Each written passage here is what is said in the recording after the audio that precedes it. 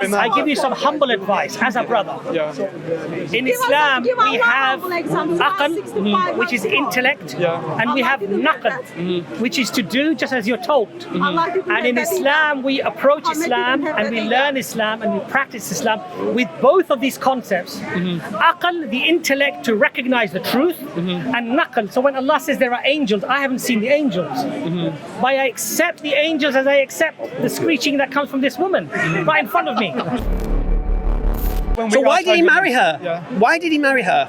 No, but the thing is, if we, No, why did he marry her? why anyone marries anyone? No, why did he marry Aisha anha? Why? Yeah. I'm not sure there was one particular reason. Well, there was one particular reason. Well, just one, because you got Abu Bakr's daughter, maybe. I don't know. No? I don't know. There could be more than one reason. No, what was the reason he said?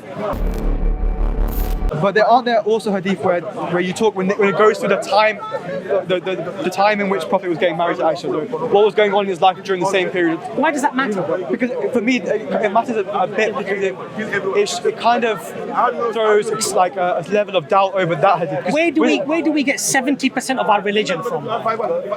From whose lips? From the Prophet Muhammad. No, but from after the Prophet Muhammad, who passed on that information to us? Something like 60-70% of our hadith. Where do they come from? Aisha radiallahu anha, a woman. Yes. A woman. Yeah. So where Allah saw hikmah, a good reason for the marriage, she was the only one that was that young.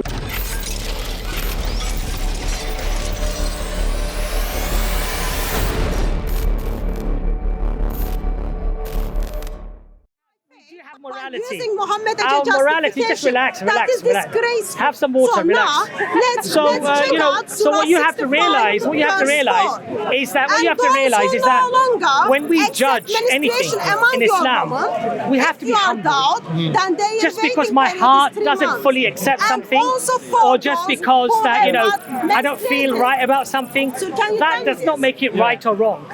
What makes it right or wrong is if Allah and the Prophet sallallahu alaihi wasallam said, and that is why even so many people from her community on our streams, Christians, many, mashallah, they're giving the shahada because they recognize the hypocrisy, they recognize the hypocrisy, they recognize the stupidity, the irrational argument, and the nagging and the heckling and the stupidity of the screeching, and they're coming to Islam. Yeah, but that's the thing though. Because they like the beautiful softness of the recital of the Quran. That's not this type of nonsense. But like it's a rationality that I think that draws me to Islam so much over every other religion. The reason we're able to go around Speaker's Corner with such confidence in terms of our religion is because when it comes to things like Trinity, how those things are ridiculous from a rational perspective. And the reason that we're able to have this kind of prominence even today is because of our deep rational foundation. I just feel like we should hold on to that when we enter the religion as well. Why just like I've heard people say use aql to get to the religion, and then once you're in there, it seems to be an almost dismissal of it.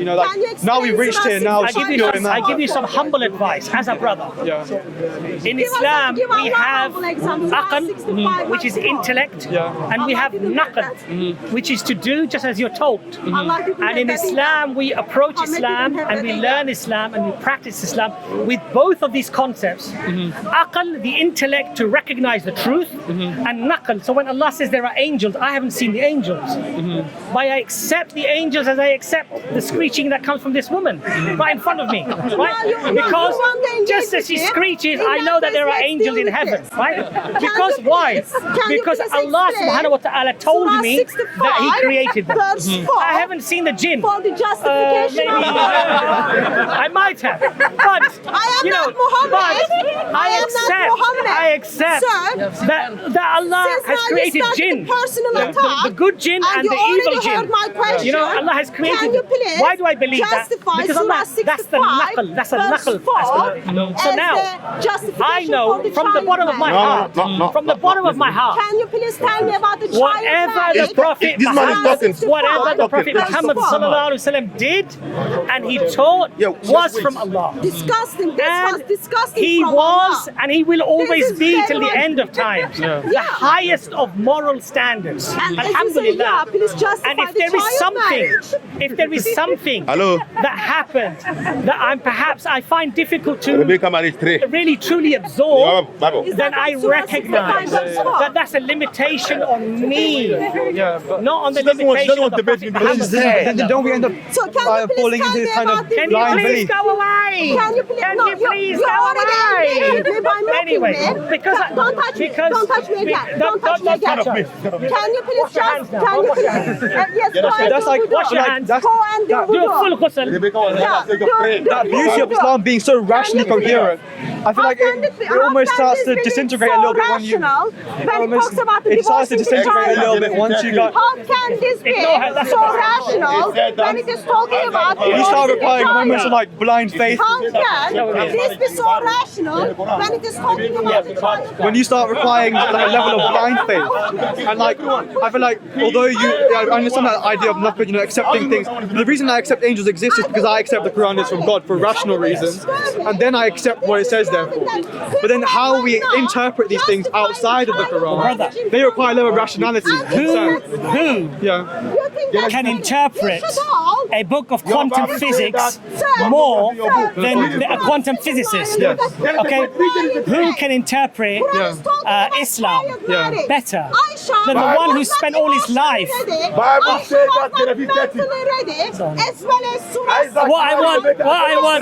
What I want people to see is that rather than Muslims being ill-mannered and showing lack of decorum and respect, this is Christianity. This is the face of Christianity today. This is the face of Christianity. So what I would say to you is that look, we on EFDawah every other Monday we have a stream with Sheikh Abu Alia. Despite being a Muslim for 52 years, I have to ask him sometimes the very basic questions about Islam. Despite being quite keen in learning Islam, I know that there's very little that I know. So the issue of marriage with Aisha radiallahu anha, what your right hand possesses, all of these things, I have to get the explanation from the scholars because they have trained themselves and learned the religion for decades and decades through generations of learning. Then don't you end up falling into this blind obedience to certain scholars? Like I understand physics is a specialist subject and it requires a degree of training, but something as open to everyone's religion, shouldn't there be a level of common accessibility to it, where we don't have to rely on others to give us other men to explain to us? You have made a claim that is completely false. Well, what's the claim? Your claim is that science, technology, and these things are very complicated. Well, they can get complicated, right? When you start getting to the very top, intricate, detailed teachings, yes? Yes. And there are similarly things in Islam, right? So when there is a ruling for something, the scholars will often go back to the very earliest teachings. They'll go back to the Hadith. They'll go back to the Arabic. That this word that is used, actually, if you apply it this way, it's wrong. The meaning of the word, the root word, is not this. It was always understood to be this. In modern Arabic, that word is now changed. So you can't interpret that hadith with this. So it's a very complicated subject. But Islam is easy for you or me, the layperson. Why? Pray 5 times a day. I can learn that. Give your zakat. Give your money to charity. I can learn that. Fast in the month of Ramadan. I can learn that. Go to Hajj once in your life. If you can afford to do so and you're physically able to do so. I can do that. Okay? The things about validating aspects of morality based upon my social consensus of the 21st century and applying that retrospectively on the 7th century without understanding the culture, without understanding the needs of the society, without understanding the language it was revealed and how it was explained is, I would humbly say, not you, even if I do it, it would be arrogant. Yeah, I understand. Like it's not a humble approach to knowledge. But like going back to the actual thing, not on a moral level, on a purely we go on a scriptural thing, right? And I mentioned this before, but I understand I brought up an earlier issue, so you have to address that before we can move on. With the hadith, of course, there's a hadith in Bukhari where he married. Brother, he married at 6 and he bestowed and then married at 9. But aren't there also hadith where you talk when it goes through the time in which Prophet was getting married to Aisha, what was going on in his life during the same period? Why does that matter? Because for me, it matters a bit because it kind of throws like a level of doubt over that hadith. Where do we get 70% of our religion from? From whose lips? From the Prophet Muhammad. No, but from after the Prophet Muhammad, who passed on that information to us? Something like 60-70% of our hadith. Where do they come from? Aisha radiallahu anha, a woman. Yes. A woman. Yeah. So where Allah saw hikmah, a good reason for the marriage, she was the only one that was that young.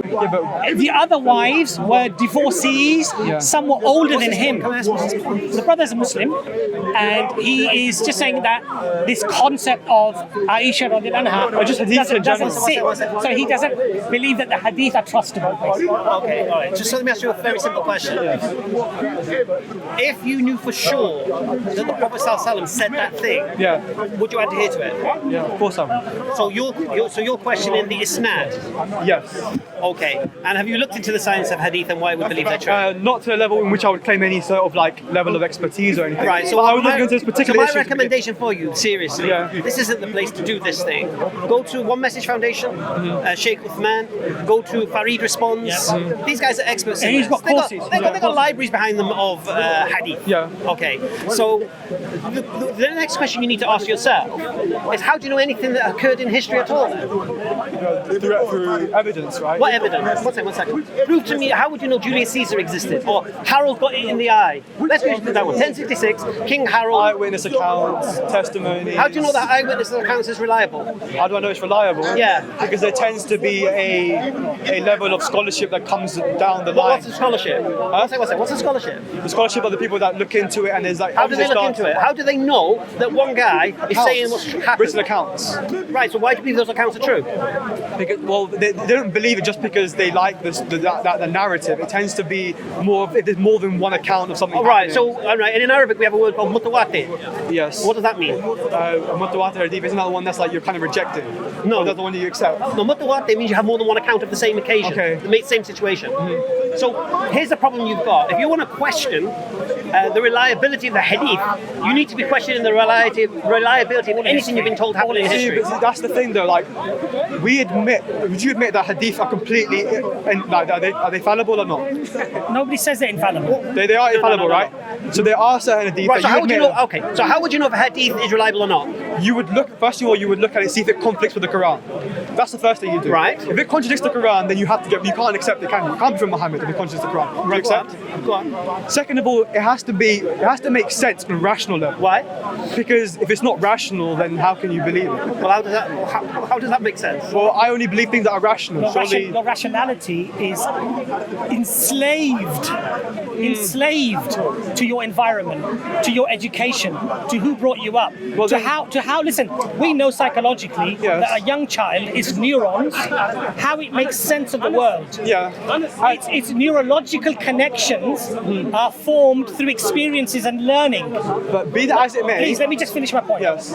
So your logic and your reason are trustable in only as so much as what upbringing you had and how those neurological connections were connected through your experiences. But be that as it may, if my logic and my rational faculties aren't able to work and are fallible, that's something I've just got to live with. The alternative shouldn't be just accept it because someone says it. Okay, one second. Those are the two extremes. Why do you believe in angels? We're not asking. Huh? Why do you believe in angels? Because the Quran says that angels exist. But is that rational? Huh? Are angels rational? Are angels rational? Yeah, they are rational. They're not irrational. Why are they rational? Well, because there's nothing irrational about the idea of there being a supernatural realm in which there are things that aren't material. That's just a depends who you ask. That's just your subjective opinion. It depends who you ask. It's not. So, let me understand. Well, I'm not going to give you a deductive proof for this. So what we've got to understand is this: everything has to match your subjective criteria. Is that what you're saying? Well, it is. No. Well, it is. Well, you can have a conversation with me. Any atheists here? Anyone an atheist? I can pick on. Everyone's a believer. Everyone's a believer. Allahu Akbar.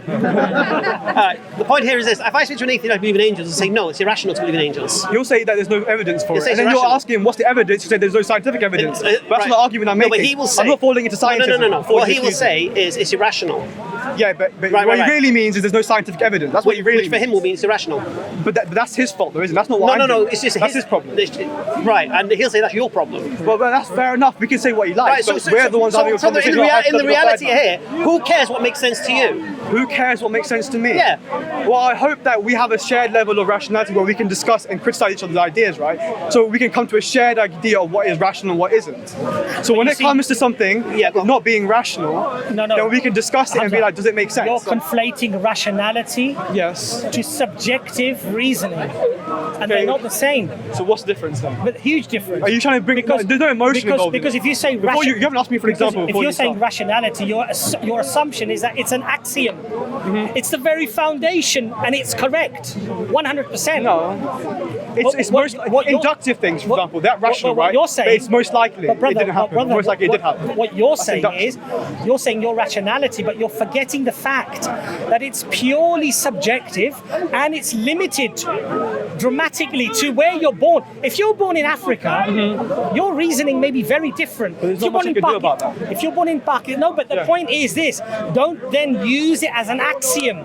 Don't use rationality as an axiom. Don't use your views of rationality as an axiom. But my views aren't some sort of dogma that I'm not willing to change on. I'm willing to discuss them. I understand. I understand. But then when you make a point, say I believe this, or I accept this, or this thing seems reasonable to me. So don't say that it's irrational to hold your view if you haven't proven that your view is not an axiom. It's just a subjective. And I wouldn't do that. Look, brother, with all due respect, though, right? Look, I don't want to prolong the conversation too much with a fellow Muslim brother because we're really here to do dawah with non-Muslims. But what I would say to you, take our email address. I'll be happy to give you my phone number. We can meet up for a coffee as well if you want to prolong the conversation. But what I would say to you, brother, is this. And I say this to my other brothers and sisters as well, that we need to be humble. I can have a view. I can be very confident about my view, but I have to be humble enough to realize it's just my view based upon my circumstances of being brought up, my parents, culture, society, and where I studied education, and now very much so social media, how it influences me, the media generally, how it influences films, books, music, and how it is engineering society to believe certain things. And we are a product of all of those things. So what I'm saying to you is be humble. So when you make comments like science and technology can be very complicated and you need scientists, don't think Islam, because I've studied Islam at a very basic level, and it was it blew my mind, and it made me think that, you know what, you're just down there, you don't know nothing, you don't know anything. Then he's studying anything. The very basic things. I have to go to the Sheikh Abu Alia, you know, I thought about this. What do you think? The Sheikh will then say, well, if you look at the Hanbali fiqh, you look at the hadith that he quoted, then you look at Malik, if you look at the Prophet ﷺ, and he used this word, and in that time this grammar, this word actually meant this, and from that the companion said this, and the companion did this, and it's just like another level. So I've realized, and I was like you when I was young, opinionated, you know. I've read this, I've heard this doesn't make sense to me. And then when my hair turned grey and I started using hair color and everything to look younger again, right? As you can see the white line, I realized that, you know what, you were an idiot and you still are an idiot when it comes to knowledge. Be humble and learn from those who know. And this is what the Quran says. The Quran says, when you don't know, go to the people of knowledge. That's not me, brother. That's not Brother Hamza. That's go to the proper people, the sheikhs. the people who spend their whole life Seriously, if you learning and understanding the contact religion. Abbas, right? I'll link you with Sheikh Uthman in San Diego. Yeah, He does courses as well on hadith. and he'll help you understand. He'll go through the methodology. I'll give you an example, right? Do you know how many categories of hadith there are? I imagine there's a ton. There's about 11. They start from what would be regarded as, sahih, right? Absolute, 100%, no doubt, right the way down to fabrication. And brother, when scholars try to explain the category and how they categorize, it's just mind-boggling. Well, how do we end up on Aisha? I'm intrigued. The brother's Muslim, and he just said that he finds that hadith questionable, especially I think because it's not over-reliant. Like, it's almost like it's become given, like some books like Bukhari are almost given a divine status. I'm not saying that you guys are doing that. Some of them are. Like, as in, like, if you criticize hadith or like, anything in Bukhari, you're totally wrong. But that's another separate discussion we were having before. My only thing going now was that when it comes to religion, I feel like the reason Islam is able to have such a strong, compelling case, and the reason you see so many Muslims here willing to come and spread the message of Islam, is because it has a deep, and at its core, it's rational. When you to tell people the idea of the unity rather as opposed to the Trinity, people when they think about that, it just makes sense to them, right? It's rational. Why don't we uphold that same rationality when we go into our faith? we do. When we end up saying, now we're in it, now let's... Okay, you know something? Now we'll accept Have you seen Brother Jordan ever here? Brother Jordan, English guy. I've seen him online. Okay, Brother Jordan is an English guy, Yeah. right? He was in his 20s. His sister had accepted Islam many years ago. He disliked Islam. He thought it was archaic, it was bad, and his niece, he thought would be subjugated, oppressed in Islam. So he didn't want that for her. So he decided to start to learn about Islam, so he could talk her out of it, basically, so she could be free. What ended up happening? The brother, mashallah, came down after doing a bit of study. He spoke to Brother Hamza. Mashallah, that evening we went for a meal. Within a week, the brother took his shahada. When I said to him, when we brought up the subject of Aisha radiallahu anha, or any of these other things, you know what the brother said? Mashallah, beautiful words. He says, you know what?